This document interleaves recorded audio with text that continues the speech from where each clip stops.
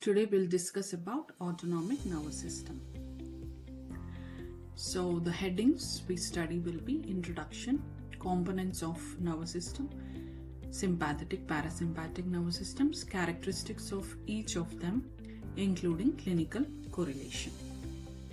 So nervous system is basically divided into central nervous system and peripheral nervous system. So central nervous system, it includes brain and spinal cord. Peripheral nervous system, it is divided into somatic, which is taking the control, or it is associated with voluntary movements of skeletal muscles. And autonomic nervous system is further divided into sympathetic and parasympathetic nervous system. Both of them are involving involuntary movements of smooth muscles and glands of different organs. So what is autonomic nervous system?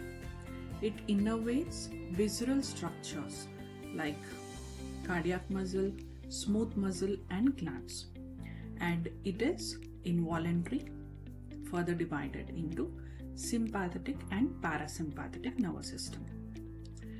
So components of autonomic nervous system are, it has afferent and efferent components. So afferent is identical to somatic nervous system, which includes a single nerve fiber. Efferent component, it has fibers which carry information from central nervous system. They relay in the ganglia or autonomic ganglia and then reach the effector organs. So this is different from the somatic nervous system. So efferent component of autonomic nervous system has presence of ganglia, unlike somatic nervous system. So because of this presence of ganglia, we have the terms preganglionic and postganglionic neurons, which both belong to efferent component.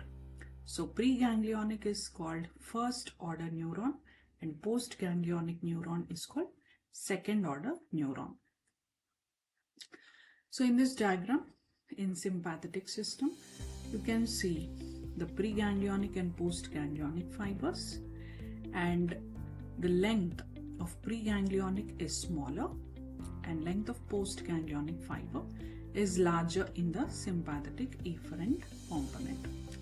Whereas in parasympathetic, the preganglionic fiber, which is present before entering the ganglion, is longer, and the postganglionic fiber is shorter in length.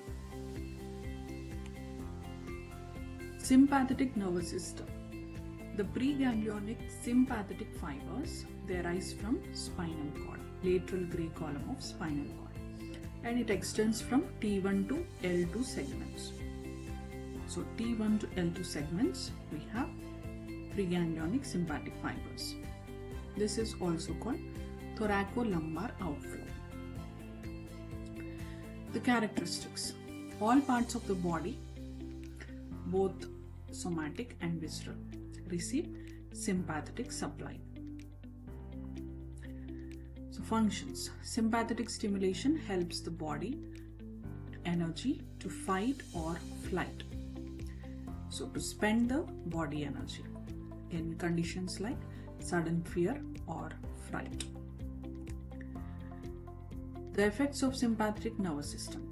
It helps or it causes rise in blood pressure, increased heart rate, increased respiration, and there is sweating, dilation of pupil, dryness of mouth, loss of appetite, and constipation.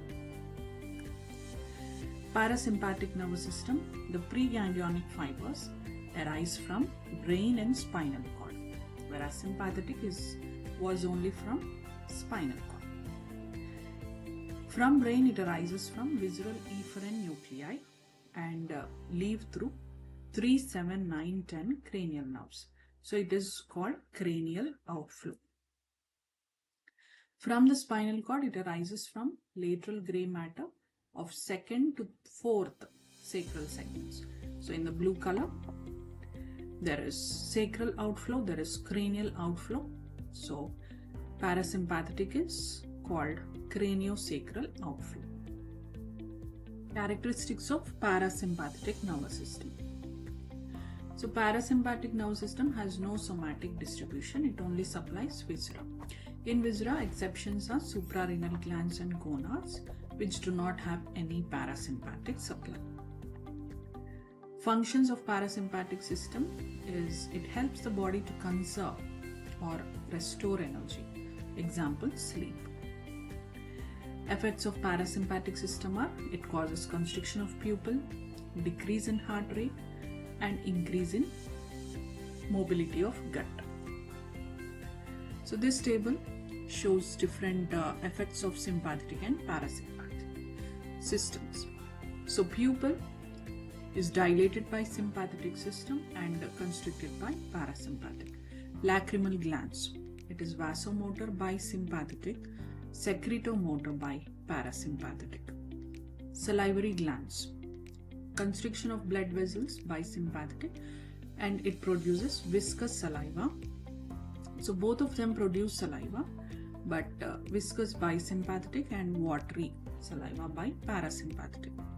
Bronchial glands are inhibited by sympathetic effect, and increased secretion occurs by parasympathetic system.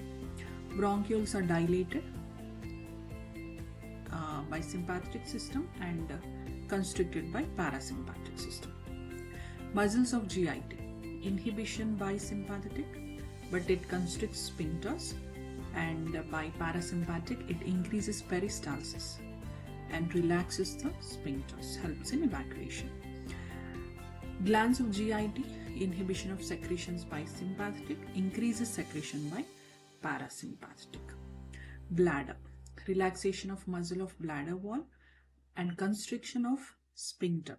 So this causes the retention of urine. And parasympathetic, contraction of muscle of the bladder wall but relaxation of sphincter. This causes the urination. Blood vessels, vasoconstriction by sympathetic, but there is no effect by parasympathetic. Sweat glands causes sweating by sympathetic but no effect by parasympathetic. And erector pili muscles causes erection or pilomotor by sympathetic, and again no effect by parasympathetic. And sympathetic system causes ejaculation by causing vasoconstriction, whereas parasympathetic causes vasodilation and it causes erection. Heart, it increases heart rate by sympathetic system and decreased heart rate by parasympathetic. So sympathetic stimulation causes vasoconstriction all over the body except in skeletal muscles. So these two systems, the effects will be either antagonistic, they are opposite to each other. Example, on heart, pupil, gastrointestinal tract and respiratory tract. They are complementary. For example, on salivary glands, they both work together and both of them secrete the saliva, but it is composition and amount is different by each one. Cooperative, they also work together so that their effects are cooperative on urinary and reproductive systems. The neurotransmitters of autonomic system are, there are two types, acetylcholine and noradrenaline. So all the preganglionic fibers of autonomic nervous system release acetylcholine. The postganglionic parasympathetic fibers release acetylcholine, whereas postganglionic sympathetic fibers release norepinephrine, except those supplying sweat glands, erector pili muscles, which release acetylcholine. The same is depicted in this picture. Sympathetic system, all preganglionics are releasing acetylcholine, and postganglionic releases norepinephrine except sweat glands, erector pili muscles, which release acetylcholine. Whereas in parasympathetic, all the fibers are releasing acetylcholine.